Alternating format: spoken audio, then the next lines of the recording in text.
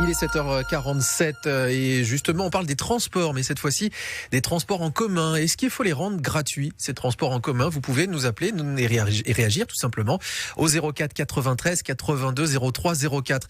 Faut dire qu'il se tient ce soir à Nice, salle L'Orécart, un débat sur la question à l'initiative du collectif citoyen de gauche Viva. David Nakache en fait partie. Et il est avec nous. Bonjour David Nakache. Bonjour. N'est-ce pas du populisme que de dire on va rendre le tram et les bus gratuits demain ? Ah non, c'est tout sauf populiste, c'est très réaliste, c'est très concret. Aujourd'hui, il y a déjà 38 villes en France qui sont passées à la gratuité, que ce soit Aubagne, que ce soit Dunkerque, que ce soit Calais, la métropole de Montpellier. Donc on a le retour d'expérience de communes qui ont mis ça en place depuis plusieurs années ou plus récemment, avec différentes formules adaptées à chaque territoire, et on sait ce qui marche et ce qui ne marche pas. Mais vous n'avez pas la main, la mairie de Nice dit clairement non aujourd'hui, et elle écarte cette possibilité, et vous organisez malgré tout un débat. Alors dans quel objectif ? Dans l'objectif de faire en sorte que la gratuité des transports en commun soit un objet central du débat politique. Vous savez qu'on a des élections municipales dans 2 ans. Vous savez que toutes les cartes seront rebattues. Vous savez que les grands enjeux de la cité vont être débattus. Et c'est le moment, les élections, c'est le moment où les citoyennes et les citoyens s'emparent des grands sujets et réfléchissent à comment mieux vivre ensemble et qu'est-ce qu'on pourrait faire. Et la gratuité, c'est une réponse à 2 crises majeures. Une crise sociale. Aujourd'hui, on a 1 Niçois sur 5 qui vit sous le seuil de pauvreté. On a un taux de pauvreté qui est beaucoup plus important que la moyenne nationale. Et il faut y répondre. Et la métropole a fait que augmenter les tarifs et des vélos bleus, des anciens vélos bleus et des transports en commun. Et on a une crise écologique. On a un objectif légal, c'est la loi qui s'impose à nous de la neutralité carbone en 2050. Et aujourd'hui, la métropole n'y est pas du tout. La neutralité carbone, au rythme où on l'aura en 2070-2075. Donc 2 effets. Vous visez particulièrement la métropole. Aujourd'hui, on est d'accord, ça ne concerne pas les TER, les trains régionaux. Non, les TER, c'est une compétence de la région. Ça voudrait dire qu'il faudrait une étude sur l'ensemble du territoire régional. Donc, et comme on doit adapter la réponse à chaque territoire, c'est pas du tout la même chose si on englobe Marseille et Digne, Gap, Avignon, Toulon, que simplement la métropole de Nice. Donc ça concerne la métropole, les bus et les trams. Les bus et les trams. Ok. On a Colette au standard qui est avec nous. Bonjour Colette. Colette qui est avec nous depuis Nice. On vous écoute. Oui, bonjour, excusez-moi, j'avais la radio. Oui, justement, coupez la radio. Alors, moi, j'ai 72 ans et mon mari, on paye 15 € à l'année. Je ne dis pas que c'est cher, pas du tout, mais on payait 10 € l'année dernière. Ouais. Le problème, c'est que la gratuité, je ne suis pas pour, parce que après, ça va tomber sur les impôts, pour ceux qui en payent, mais ils auraient dû laisser comme c'était avant, à 1 € et pas cette carte-là qu'il faut prendre vide et recharger après, parce que c'est la galère. Je vous le dis franchement, les gens, ils galèrent devant les stations pour prendre cette... Même qu'il y a en plusieurs langues. Oui. Je vous dis, moi je paye à l'année, mais il aurait fallu le faire maintenant pour nous, les seniors. Je serais pas à le faire. Colette, on va avoir aussi d'autres commentaires sur les réseaux sociaux. Il y en a beaucoup qui partagent votre avis. Colette, Marie-Jo par exemple sur Facebook qui dit peut-être pas la gratuité mais revenir au petit tarif de 1 € quand on achète 10 tickets ou plus. Et puis Maryse qui dit non, la gratuité se paye indirectement avec l'augmentation de nos impôts fonciers entre parenthèses et les taxes. Cette augmentation d'impôts, elle est redoutée avec cette gratuité que vous voulez. Qu'est-ce que vous répondez à Colette ? C'est une question tout à fait légitime que pose Colette et que sont posés beaucoup d'habitants à Dunkerque, à Aubagne, à Calais, dans toutes les villes qui sont passées à la gratuité. En réalité, il y a 2 choses importantes. Les principales gagnants de la gratuité, entre guillemets, ça veut dire les personnes dans les enquêtes d'opinion pour toutes les villes qui sont déjà passées à la gratuité, qui ont eu le plus de confort et qui reprennent plus les transports en commun, ce sont les personnes âgées. Ce sont les personnes âgées qui, là, tout d'un coup, retrouvent une mobilité qu'ils perdaient petit à petit. La deuxième chose sur le coût, la plupart, quasiment tout le temps, c'est pas pris sur les impôts locaux, c'est financé autrement. Comment c'est financé ? D'abord, l'idée, c'est que aussi, nous à Nice, on est une zone très touristique, et c'est très bien que les touristes contribuent au bien vivre à Nice, et ils peuvent y contribuer parce qu'on peut augmenter la taxe de séjour dans les hôtels. Quand vous allez à l'hôtel, vous avez le coût de votre nuit d'hôtel, et puis vous avez une petite taxe de séjour de 4-5 €.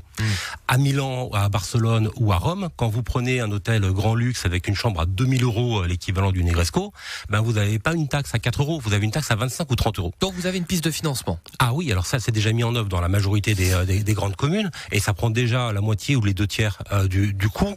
La taxe de séjour dans les hôtels que paieront les touristes augmentée permet de financer en partie la gratuité. Et après, juste excusez-moi, mais ce qu'il faut bien comprendre, c'est qu'est-ce qui coûte cher actuellement dans la gestion qu'on a. C'est la billetterie, le fait d'avoir des bornes partout, le fait de faire du contrôle sans arrêt. Et ça les coûte salaires très cher. des chauffeurs aussi, et l'entretien des rames. Alors, faut faire attention. Nous, on pose comme principe le maintien des salariés, le maintien du salaire des salariés. Il n'y aura pas de baisse de salaire, il n'y aura pas de perte de salaire. Donc il va falloir quand même beaucoup de touristes parce que la métropole de Nice a estimé c'est 1 million de pertes par semaine. Non, en réalité, le budget billetterie, c'est 50 millions d'euros à l'année.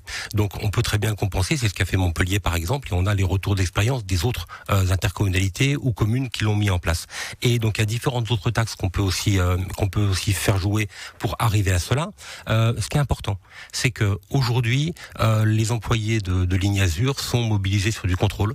Ils peuvent être mobilisés pour mieux orienter et accueillir les personnes qui prennent les transports, les usagers, merci, et surtout aussi pour la sécurité. On a besoin de plus de sécurité dans nos lignes et toutes les villes qui sont passées à la gratuité, qui ont redéployé le personnel, ont amélioré la sécurité sur les lignes de transport. On va prendre Fazia au téléphone de France Bleu Azur. Fazia de Nice, bonjour. Bonjour messieurs, je voulais juste donner mon avis. Je suis tout ce qui est transport, je suis contre la gratuité et je veux qu'il augmente le prix. Parce que je vois que nos chers seniors, les aînés, ils ne trouvent pas de place, ils restent debout. Et il y a beaucoup de touristes, surtout les gens avec leurs bagages et tout, et ils bloquent tout. Et les personnes qui sont malades, qui sont handicapées, je vous dis pas. Et tellement qu'ils sont ces touristes-là, et ils traînent des trucs, de tout ce qui est leur valise. Je vous dis pas le poids que ça fait. Donc il y a trop de monde, Fazia, en fait, vous dites, il n'y a pas assez de place. C'est pas assez de place. Normalement, il faut travailler les taxis. Pourquoi de l'aéroport, ils prennent pas le truc là, les taxis? Merci Fazia, on va poser la question à David Nakache. Il n'y a pas assez de place. Si tout est gratuit, c'est vrai qu'il y aura plus d'usagers, forcément. Alors, oui, il y aura plus d'usagers, c'est le but. Le but, c'est qu'il y ait moins de voitures en ville. Vous savez qu'aujourd'hui, on a plus de 50% des gaz à effet de serre qui sont produits sur la métropole de Nice, c'est les transports. Et dedans, il y a 40%, c'est des petits trajets de 3 km ou moins de 3 km. Les gens font Nice-Nice avec la voiture. Et il faut arrêter ça. Donc, il faut qu'il y ait dans l'imaginaire collectif local un changement de l'image des transports. Si c'est gratuit, si avec notre carte de la métropole pour la gratuité des musées par exemple, on peut aussi prendre les transports. Automatiquement les gens vont y aller. Alors oui, il y aura plus de personnes dans les transports en commun, mais partout où on a fait la gratuité, on a augmenté le développement du réseau. On a rajouté des lignes, on a rajouté des bus. Pardonnez-moi, mais à Niort par exemple, on a fermé des lignes depuis la mise en place de la gratuité. En Bretagne, l'offre a stagné pour éviter d'augmenter les impôts. Niort c'est différent, ils ont eu un contexte local qui est vraiment différent et en Bretagne, ils n'ont pas la manne touristique qu'on a ici pour financer. Donc vous dites tout va se financer avec le tourisme aujourd'hui? Non, pas tout, les 2/3. On a plusieurs pistes, mais justement, si vous voulez, l'idée c'est que nous, on a, dès la campagne municipale passée, posé le principe de la gratuité. Aujourd'hui, on intègre le collectif citoyen Viva, intègre un collectif national, avec des représentants de toutes les villes qui sont passées à la gratuité pour avoir les retours d'expérience de tout le monde et pouvoir ajuster l'offre locale. On a demandé au maire de Nice de diligenter une étude pour voir si vraiment c'était faisable ou pas, avec des données objectives, et qu'on puisse tous en débattre, avec carte sur table, le coût des transports actuellement, qu'est-ce que ça donnerait, différents scénarios possibles. Le maire refuse cette étude. On va chercher nous-mêmes les informations, et ce soir, au débat à 18h30, public, ouvert, gratuit, on invite tout le monde, salle Laure-Écart à venir, on aura une conseillère municipale d'Aubagne qui va nous raconter comment ils l'ont mis en place là-bas. On va écouter un Azuréen, Hakim, il n'est pas favorable, il craint une dégradation du service. Moi je trouve que tels qu'ils sont, je préfère avoir des bons transports en commun qu'on paierait, plutôt que quelque chose de gratuit, mais de bonne qualité. Donc, faut voir où c'est qu'on va prendre cet argent-là. C'est un risque, évidemment, cette dégradation du service, vous le notez. C'est une peur qu'on a tous, ce qui est normal. Par contre, on a des enquêtes d'opinion sur des personnes qui prennent les transports en public gratuits dans leur ville depuis déjà plusieurs années, et on voit qu'il y a une augmentation de la satisfaction. Alors, elle est aussi surtout due au redéploiement du personnel.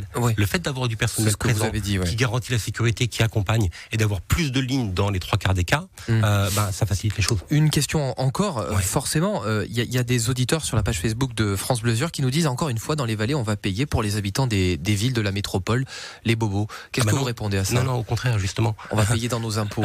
Non, là, c'est pas payé par les impôts, donc il y aura pas de surcoût. Ils n'ont pas, eux, d'accès aussi simple au transport en commun. Donc la gratuité, ça les concerne pas autant. C'est là, justement, où nous, on voulait que toute l'ingénierie de la métropole et qu'un bureau d'études précis puisse nous fournir une étude adaptée.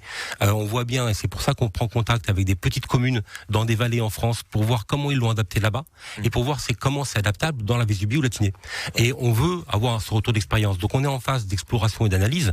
Ce qui est vraiment dommage, c'est que la métropole ne joue pas le jeu et ne puisse pas nous produire cette étude. Là, ils font un PLU, ils font un plan des transports. On pourrait très bien avoir dedans l'étude de la faisabilité ou pas de la gratuité dans les vallées. Une question juste, peu de villes ont décidé de le mettre en place. Vous avez dit 37, il y a des 38 villes, il y a des dizaines de milliers de villes en France.